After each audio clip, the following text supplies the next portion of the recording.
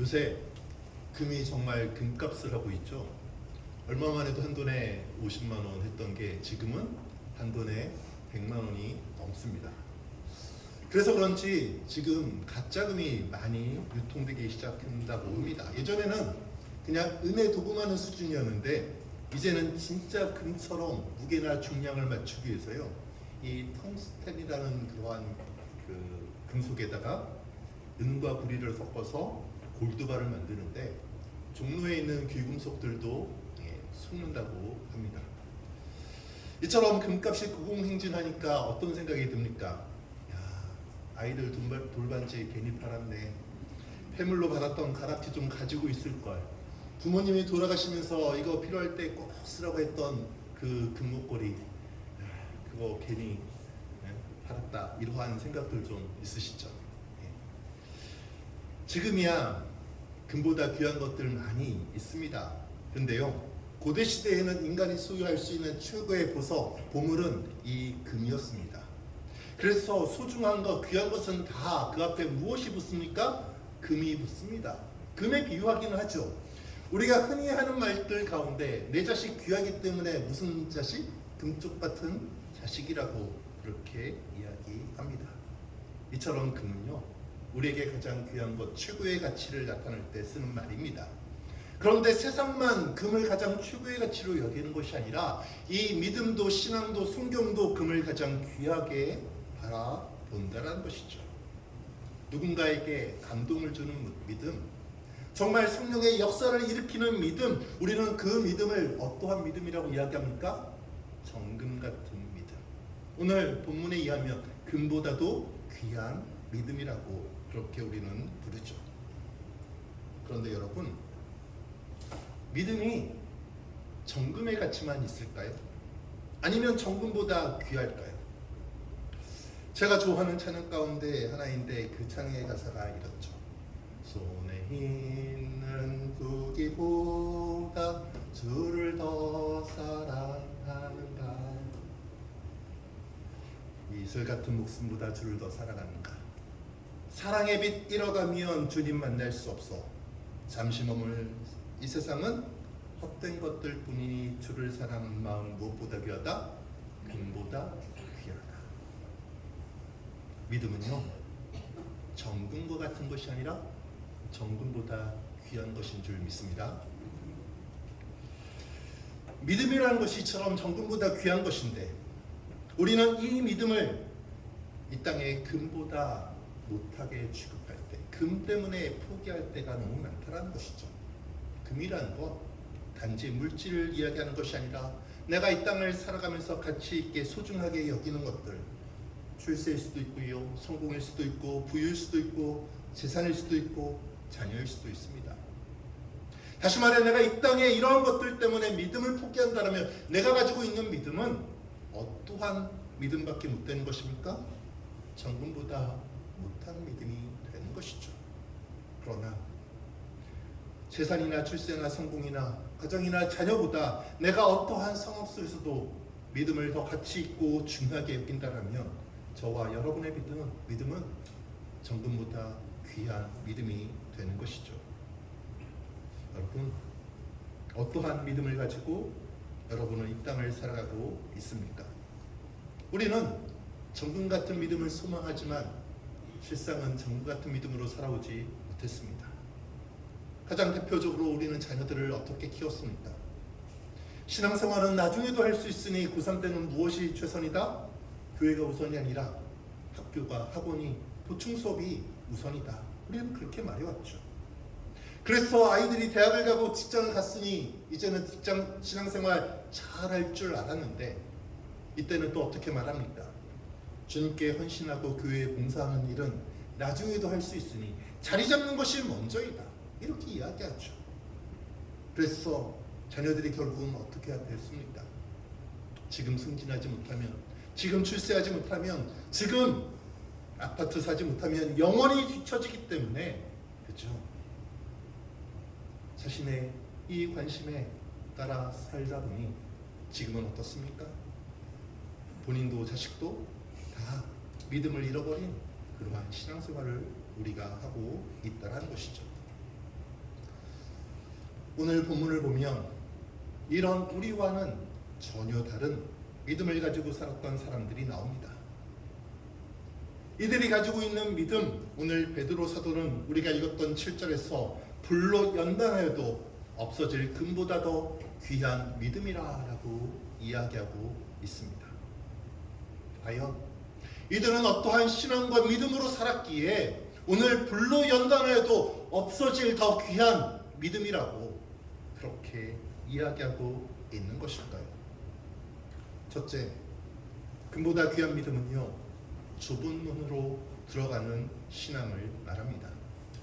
오늘 본문은 베드로 사도가 이 소아시아 지역, 지금으로 이 터키, 이 투르키의 서쪽 지역에 살고 있는 성도들에게 보내는 편지입니다. 그래서 오늘 1절을 보면 이렇게 이야기합니다. 예수 그리스도의 사도 베드로는 본도, 갈라디아, 갑바도기아, 아시아와 비두니아에 흩어진 나그네에게 편지한다라고 이야기합니다. 우리가 신앙생활하면 교회를 중심으로 모여 살죠. 이 모여 사는 것이 당연한 것인데 왜 이들은 신앙생활을 하면서도 불구하고 흩어질 수밖에 없었던 것일까요? 이들이 흩어졌던 단 하나의 이유는 다른 것이 아닙니다. 믿음을 지키기 위해서입니다. 자신의 생명이나 재산이나 출세나 명예를 지키기 위해서가 아니라 오로지 이들은 믿음을 지키기 위해 자신의 고향을 떠났고 자신의 집을 떠났고 그래서 사막 같은 곳, 아무도 살지 않는 그 땅에서 굴을 파고 짐승처럼 살아왔습니다. 그래서 이러한 이들에게 지금 베드로가 위로와 소망의 편지를 쓰고 있는 것이죠. 이 당시 이들이 지켰던 신앙의 모습을 잘 보여주는 또 하나의 책이 있습니다. 그 책이 히브리서이죠. 히브리서에 보면 이 1세기 시대의 이 성도들이 어떻게 믿음을 지켰는지, 이 소아시아 지역 동굴 속에서 왜 그렇게 살아야만 했는지를 이야기해주고 있습니다. 히브리서 11장 36절에서 38절이죠.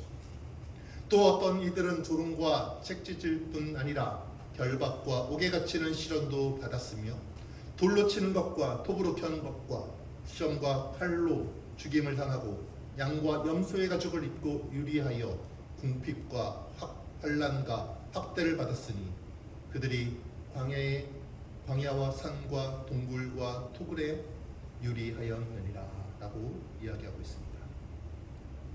왜 이들이 이처럼 조롱과 죽임을 당하고 학대를 받고 동물의 가죽의 옷을 입고 유리하며 살아갈 수밖에 없었습니까? 믿음을 지키기 위해서입니다. 그 믿음을 지키기 위해서 이들은 능히 매를 맞고 조롱을 받으며 감옥에 갇혔습니다. 때로는 순교를 당했습니다. 이들은 믿음을 지키기 위해 자신이 그동안 쌓아왔던 그 모든 것들을 버리고 광야와 동굴과 토굴 속으로 숨어 지내 들어갔습니다. 왜 이들은 믿음을 지킨 것일까요? 그 모든 것들을 버려가며 이 믿음이 무엇이길래 이들은 믿음을 지켰던 것일까요? 그 믿음 속에는 생명과 구원과 영생이 있기 때문에 그렇습니다. 우리 모두에게는 급한 것, 소중한 것, 중요한 것들이 있죠. 그런데 아무리 급하고 소중하여도 무엇보다 급하고 중요하진 않을까요? 내 목숨보다 급하고 소중한 것은 이 땅에 없는 것이죠. 마가복음 8장 36절에서도 이렇게 이야기합니다. 사람이 만일 온 천하를 얻고도 자기 목숨을 잃으면 무엇이 유익하리요? 다시 말해 사람의 생명보다 목숨보다 이 땅에 더 소중하고 급한 것은 없습니다. 그런데 이들이 지켰던 이 믿음 속에 무엇이 있다는 것입니까? 생명이 있다는 거예요. 구원이 있다는 거예요. 영생이 있다는 것입니다. 그래서 이들은 믿음이 무엇보다 귀한 것입니까? 금보다 귀하게 여기며 살았던 것입니다.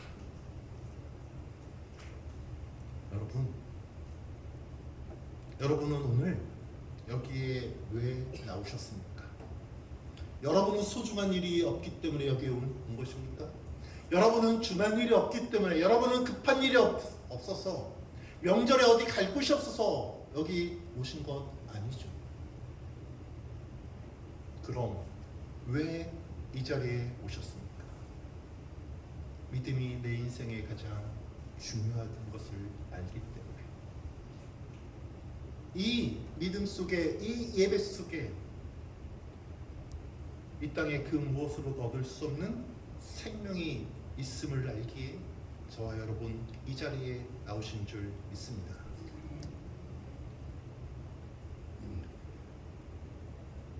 생명을 가져다 주는 정금과 같은 믿음, 이거요 아무나 얻는 것이 아닙니다. 정금 같은 믿음을 아무나 얻는다라면 성경은 그렇게 믿음에 대해서 이야기하지 않겠죠. 믿음이라고 다 똑같은 믿음이 아닌 거예요. 생명을 가져다 주는 정금과 같은 믿음, 마태복음 7장 13절과 14절은 이렇게 이야기합니다. 우리 한번 같이 읽어볼까요? 시작. 좁은 문으로 들어가라. 멸망으로 인도하는 문은 크고 그 길이 넓어 그리로 들어가는 자가 많고 생명으로 인도하는 문은 좁고 길이 협착하여 찾는 자가 적습니다. 여러분, 정금 같은 믿음은요 많은 사람이 가진 믿음이 아니에요. 많은 사람들이 걷는 그 길에 정금 같은 믿음의 길이 있는 것이 아니죠. 이 땅에 많은 사람들은 믿음 앞에서 급한 일을 더 추구합니다. 급한 일 있으면 믿음을 다 포기하죠. 중요한 일 있으면 얼마든지 이 믿음을 헌시짝처럼 버립니다. 그게 세상이 살아가는 방법이에요. 그런데 오늘 성경은 무엇이라고 이야기합니까? 멸망으로 인도하는 문은 길이 넓고 그리로 들어가는 자가 많다는 거예요. 그런데 생명으로 인도하는 문은 좁고 길이 협착하여 찾는 자가 적다라고 이야기하죠. 내 인생에 급하고 소중한 일보다 믿음을 찾는 자들, 하나님을 찾는 자들, 이 예배를 가치 있게 여기는 자들이요 적을 수밖에 없는 게 오늘날 이 땅의 교회와 성도들의 모습인 것이죠. 여러분, 이 좁은 길을 걸어가는 자마디 생명과 구원을 얻는다는 사실을 이 스와시아에 있는 성도들은 알았던 거예요.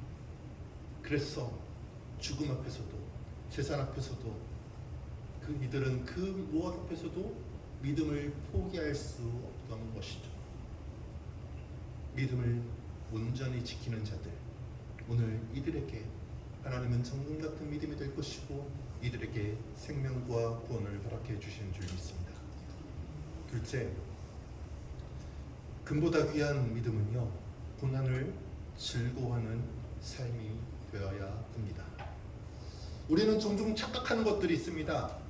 우리가 예수 잘 믿고 믿음을 가지면 하나님이 무엇을 주신다고 생각합니까? 축복을 주신다고 우리 그렇게 믿고 있죠. 그런데 문제는 하나님이 주시는 축복이 어떤 것이냐라는 것입니다. 우리는 축복하면 대부분 무엇을 생각합니까? 내가 이 땅에서 잘 먹고 잘 사는 것, 내 자녀와 내 가정이 성공하고 남들보다 더 많은 것을 누리는 것을 우리는 축복이라고 생각합니다.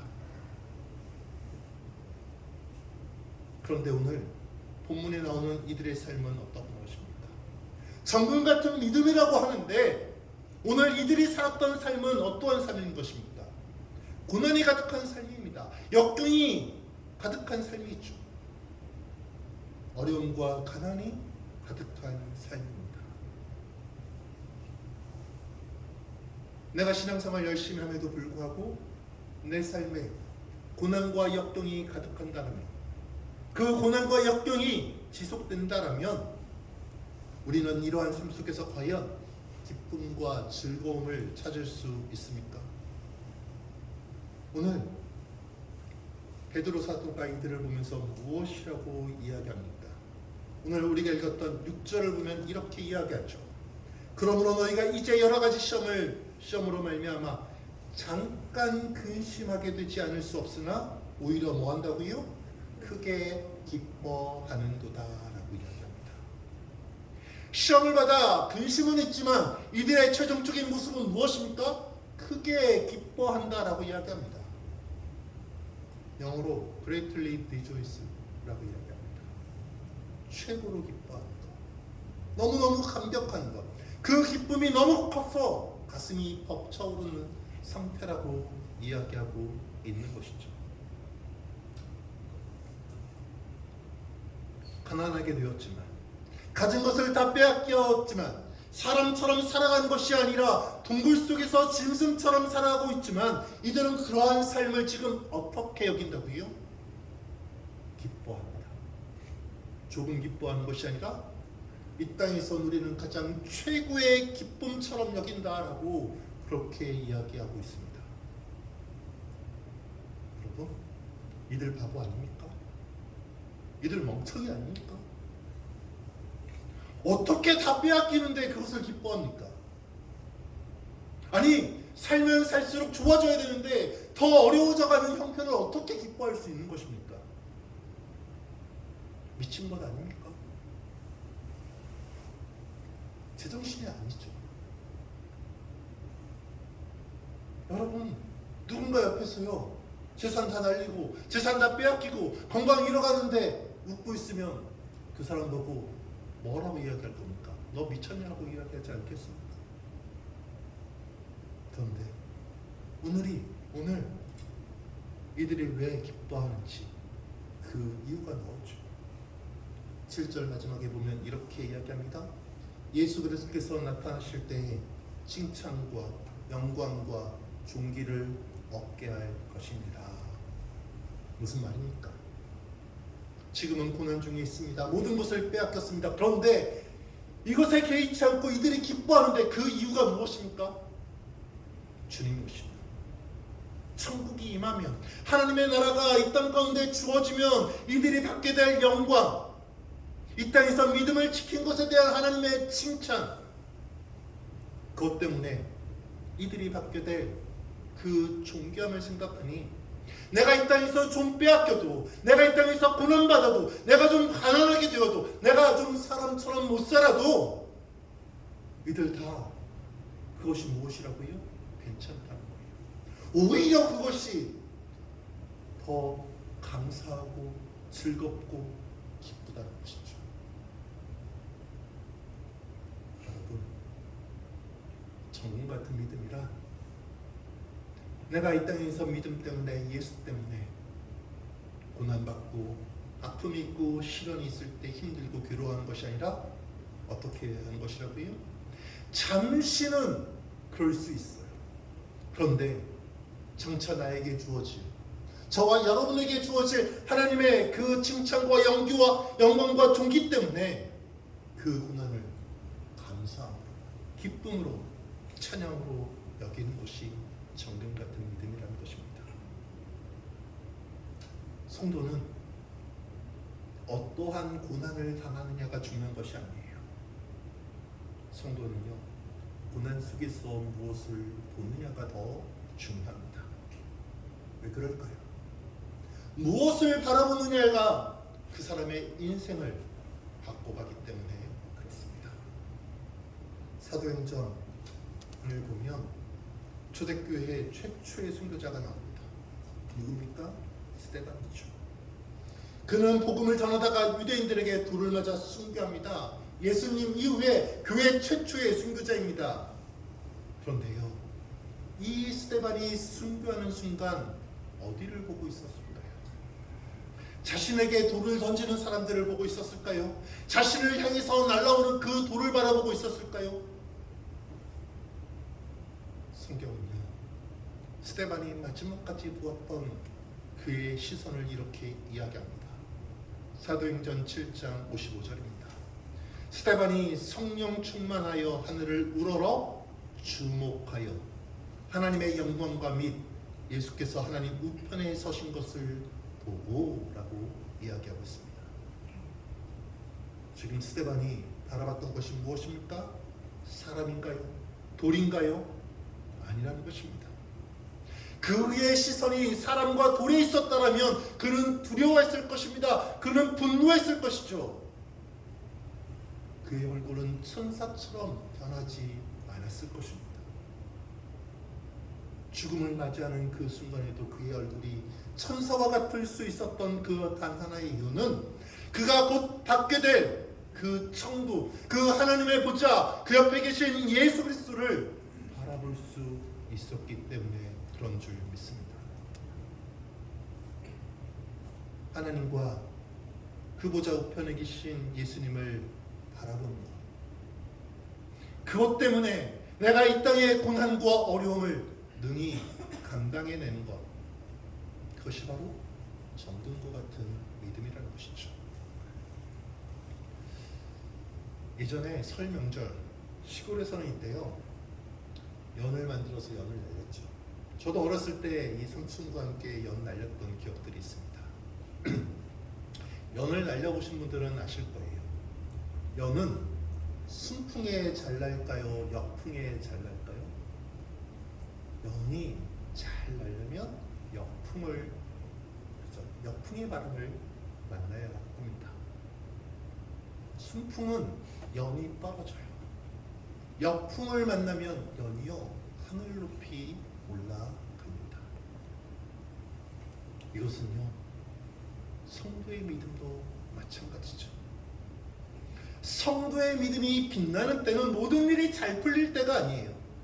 인생의 고난, 이것이 찾아왔을 때, 시련과 아픔이라는 인생의 맞바람이 불 때에 진짜 하나님이 칭찬하시는, 모두가 소망하는 그 정금 같은 믿음이 세워지는 것이죠.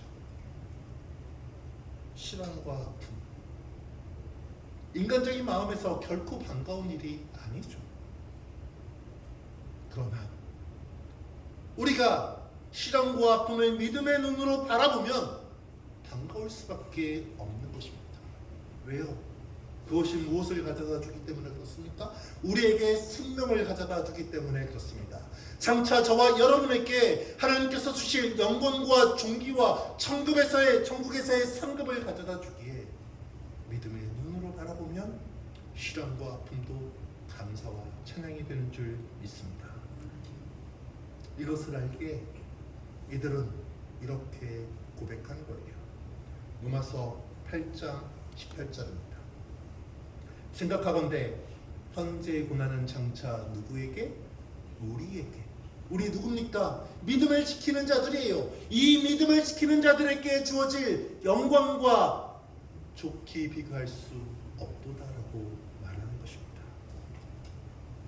여러분, 믿음 때문에 지금 힘드십니까? 믿음 때문에 고난 중에 있으십니까? 예수 때문에 사람들에게 아픔을 당하고 계십니까? 그러면 괴로워하는 것이 아니라 오히려 기뻐하고 감사하십시오. 여러분의 그 믿음이 여러분을 생명으로 인도할 것이고 여러분을 더 풍성하게 지켜주시는 줄 믿습니다. 셋째, 금보다 귀한 믿음은요 고난의 풀무불로 탄생하게 됩니다. 금이라고 다 같은 금 아니죠. 금을 보면 24K가 있고 18K가 있고 14K가 있습니다. 왜 24K, 18K, 14K 이렇게 나눌까요? 그 금마다 가치가 다르기 때문에 그렇습니다. 포함된 금의 중량이 다르죠. 18K는 대략 금이 70에서 75%, 14K는 50% 정도 함량되어 있다라고 합니다. 그러면 나머지 25%에서 50%는 다 무엇입니까? 금처럼 보이는 은이나 구리, 다른 물질들이에요. 14K, 18K라고 이야기하지만 이것은 실상 금이 아니라 그 안에 무엇이 포함되어 있는 거예요? 불순물이 포함되어 있습니다. 불순물이 포함되어 있기 때문에 금의 가치가 떨어지는 것이죠. 그래서 이것이 제대로 금의 가치가 발현되려면 어떻게 해야 되는 것입니까? 불순물을 제거해야 하는 것입니다. 이것을 우리는 재련이라고 이야기합니다. 순금을 만드는 과정을 보면 고온으로 그 금을 녹이죠. 그러면 금이 물처럼 녹습니다. 이 물처럼 녹은 금을요 더 뜨거운 풀물한 곳을 통과하게 합니다. 그러면 금 속에 포함되어 있던 불순물들이 다 타서 사라지게 됩니다. 그리고 나면 순수한 금만이 남습니다. 이 금을 시켜 우리는 정금, 순금이라고 이야기하죠. 그래서 여러분 집에 가셔서 내가 가지고 있는 게 순금인지 아닌지를 보면 확인해 보려면 뒤에 딱 보면 99.99% 이렇게 적혀 있어요. 무슨 말입니까? 이 금에는 불순물이 없다라는 거예요. 오로지 금으로만 되어 있다라는 것입니다. 믿음도 동일합니다. 교회 안에서 보면 누가 진짜 믿음인지 몰라요. 직분 때문에, 우리가 보이는 그 형식 때문에 그냥 장로님의 믿음이나 권사님의 믿음이나 집사님의 믿음이나 초신자의 믿음이나 다 동일하게 보이죠. 그런데 이 믿음이 판별되는 순간이 있습니다. 어느 때입니까? 삶의 위기, 고난과 문제를 만났을 때예요. 경제적인 문제, 질병의 문제, 자식의 문제를 만났을 때에 이들의 신앙이 드러나게 됩니다. 우리가 잘 아는 욥과 욥의 아내가 있습니다. 성경에서 욥과 욥의 아내에 대해서 어떻게 이야기를 하냐? 욥기 1장 1절입니다. 우스 땅에 욥이라 불리는 사람이 있는데 그 사람은 온전하고 정직하여 하나님을 경외하여 악에서 떠난 자더라라고 이야기합니다. 딱 보면 모든 사람이 보아도요, 이 욥과 욥의 아내를 보니까 온전하대요, 정직하대요, 경외하는 마음으로 하나님을 살아간대요. 야, 저 사람 믿음 너무너무 좋아. 저 사람 장로님감이야. 저 사람 어렸을 때 하나님을 알았으면 정말 목회자 될 만한 사람이야. 다 이렇게 이야기했던 거예요. 그런데 이들에게 고난이 닥쳐옵니다. 하루아침에 자식 10명이 다 죽는 것이에요. 그 많은 재산이 다 사라집니다. 욥에게 감당할 수 없는 질병이 찾아옵니다. 그러자 어떠한 일이 벌어질 거예요? 이 고난 속에서 욥의 아내의 신앙이 드러나게 되는데요, 이 욥의 아내가 이렇게 이야기하죠. 욥기 2장 9절입니다. 그의 아내가 그에게 이르되 당신이 그래도 자기의 온전함을 굳게 지키느냐? 하나님을 뭐하고? 욕하고 죽으라. 무슨 말입니까? 이처럼 고난 찾아왔는데, 자식 다 죽었고 당신 가진 거 다 잃어버렸는데 그래도 믿음 지킨다고? 믿음 지키다 이 꼴 났는데 그래도 믿음이 소중하다고? 그냥 믿음이 뭐고 다 버리고 살아. 하나님은 원망하다 죽는 게 더 낫지 않아? 지금 이렇게 말하는 거예요. 평안할 때는 모두가 믿음 잘 지키는 것 같아요. 문제 없는 삶 속에서는 모두가 정금 같은 믿음인 것 같습니다. 그런데 인생의 고난, 인생의 시련이 나오면 그 정금 같은 믿음이 무슨 믿음이 되는 거예요? 14K 믿음이 되는 거예요.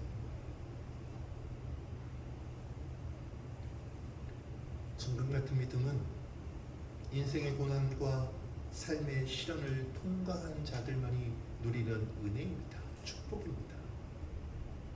욥이요, 이 삶의 고난을, 믿음의 고난을 통과한 이후에 그가 비로소 이렇게 고백하죠. 우리가 잘 아는 내용입니다. 욥기 23장 10절 다 같이 한번 읽어보겠습니다. 같이 읽습니다. 시작. 내가 가는 길을 그가 아시나니 그가 나를 단련하신 후에는 내가 순금같이 되어 나오리라. 옛날 성경은 정금같이 나오리라 라고 이야기하죠. 오늘 베드로 사도가 이들에게 무엇이라고 말하고 있습니까? 너희의 믿음이 무엇보다 귀하다고 이야기합니까? 불로 연단해도 없어질 금보다. 불로 연단하다 보면 금이라는 것도요 사라지게 되어 있습니다. 그런데 이 금보다도, 이 순금보다도 너희의 믿음이 더 귀하다는 거예요. 왜? 어떠한 시련 속에서도 너희의 믿음은 꺾이지 않았기 때문에. 어떠한 환난 속에서도 너희의 그 단단한 믿음, 그 믿음이 너희를 무엇으로 인도한다고요? 오늘 우리가 읽었던 마지막 절 보면 이렇게 이야기하죠. 믿음의 결국 곧 영혼의 구원을 받으리라. 구원으로 생명으로 인도하기 때문에 너희의 믿음이 귀하다는 것이죠. 여러분, 생명을 얻지 못하는 믿음은요, 가치가 없는 것입니다. 말씀을 정리해 보겠습니다. 제가 아는 서울의 한 유명한 교회에서 있었던 일입니다.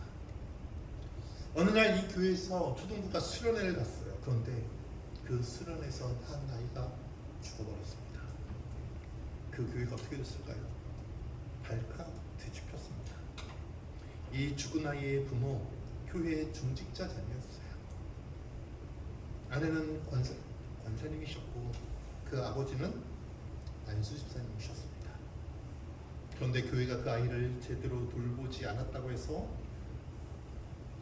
교회와 담임 목사님을 향해서 소송을 걸었습니다. 이 소송이 3년 넘게 이어졌죠. 교회와 담임 목사님은 너무너무 힘든 시간을 보냈습니다. 시간이 지나서 나름 잘 순탄하게 해결이 되었습니다. 그렇게 몇 년이 지났는데 지난번에 사건이 일어났던 그 초등부에서 수련을 갔는데 또 아이가 죽은 것입니다. 이번에는 중직자 자녀가 아니었어요. 남편은 초신자, 아버지는 초신자, 엄마는 그 교회에서 집사된 지 얼마 안 된 서리 집사 부부의 아들이었습니다. 살아보고 놀란 것은 소통 보고 놀란다고요. 교회가 아예 난리가 났습니다. 죽은 아이의 장례가 끝나고 그 부모가 교회를 찾아왔습니다. 교회는 드디어 올 곳이 왔다 이렇게 생각하고 있었겠죠. 그 아버지가요, 예배 시간에 자신에게 1분의 시간만 달라고 이야기를 하는 거예요. 교회와 담임 목사님은 어쩔 수 없이 그 아버지에게 시간을 내줄 수밖에 없었죠.